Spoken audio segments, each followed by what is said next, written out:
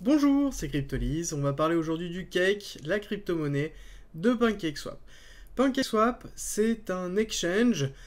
décentralisé sur la BSC qui a été notamment très fortement connu lorsque Ethereum était saturé début 2021 et donc du coup qui a eu une explosion de l'utilisation de PancakeSwap avec notamment l'émergence des pools de liquidité, des DEX décentralisés et globalement on va dire l'émergence vraiment d'une décentralisation de la finance très forte avec plein de projets de DeFi qui se construisaient autour de ça et ça a été un peu l'apogée justement de PancakeSwap par rapport à ça.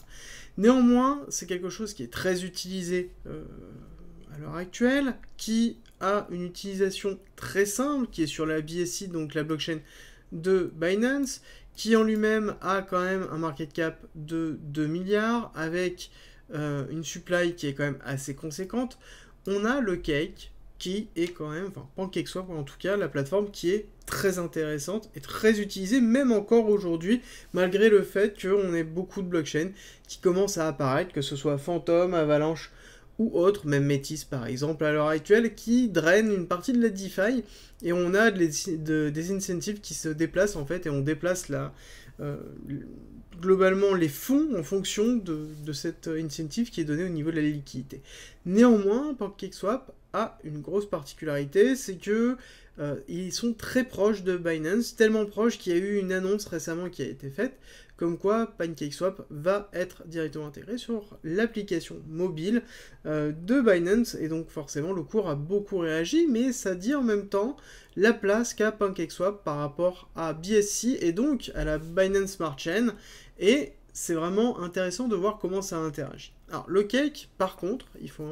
c'est important de le comprendre, c'est que quand tous ces DEX, d'ordre général, ont leur propre crypto-monnaie, dans le cas de PancakeSwap, c'est le Cake, et le Cake est une crypto de reward, c'est-à-dire que lorsque l'on place de la liquidité, donc c'est-à-dire que j'ai par exemple de l'USDT et de l'USDC ou de l'USDT du BNB, je les mets à disposition de PancakeSwap,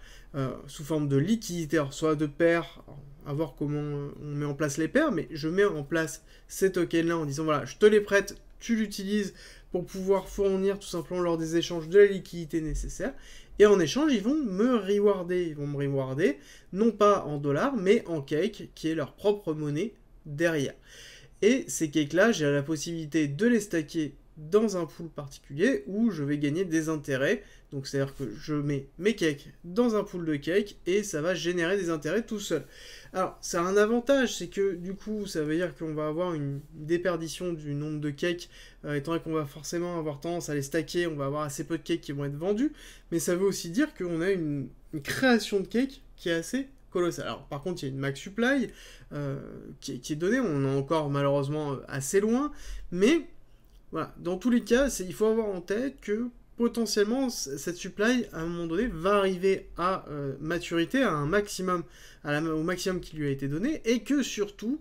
ce token là, il y a des systèmes de burning qui sont effectués et qui peuvent être amenés à changer quand même pas mal de choses. Donc il faut vraiment garder tout ça en tête, à savoir que le fait que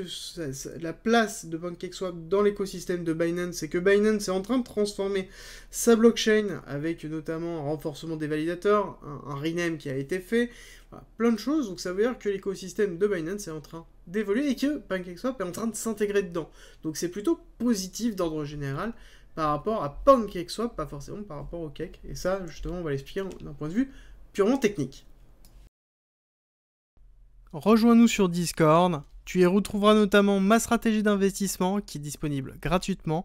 Je montre comment je construis mon bag, le fonctionnement de mes optimisations, quand acheter, quand vendre, tout pour éviter justement les principaux pièges. Si tu aimes mon contenu, like, partage et abonne-toi, ça m'aide énormément. Sur la technique, nous avons pas mal de choses. La première à voir, c'est que nous avons une accumulation basse qui s'est effectuée durant tout 2021 et on voit cette accélération en 2021, début 2021, et c'est ce que je vous ai dit, on a eu une saturation d'Ethereum, l'arrivée de l'engouement sur la DeFi avec des APR qui étaient juste